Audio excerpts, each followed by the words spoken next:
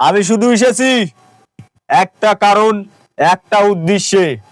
সেই উদ্দেশ্য হইলো আমি কোনো মানুষের পরোপকারী করব না। আমার যে দল করি সেই দল আমার থাকবে শুধু পশু পাখির মতোই আমার সেই দল। ঠিক। যে পশু কোনোদিন কোনো মানুষের ক্ষতি করে না, কোনো অন্যায় করে না। আরে মানুষ তো মানুষের সঙ্গে বেইমানি করতে পারে, কিন্তু পশু পাখি এরা কখনো মানুষের লগে বেইমানি করে না।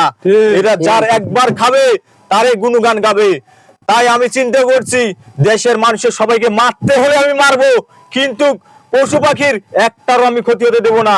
কুত্তা থেকে শুরু করে যত গরু ছাগল হাঁস মুরগি আছে প্রত্যেকটার প্রয়োজনে আমি 3 তালা করে বাড়ি বানিয়ে দেবো। আমি যে পশু পাখিগুলোর জন্য 3 তালা যে বাড়ির কথা বললাম, তোমাদের কাছে কি মনে হলো? আমি কি ঠিক বলেছি নাকি অন্যায় কিছু বলেছি? যদি ঠিক বলে থাকি তাহলে সবাই মিলে আমাকে একটা গণতালি দিয়ে একটা ঘোষণা করে দাও। ধন্যবাদ ভাইয়েরা। আমার নেতা তোমার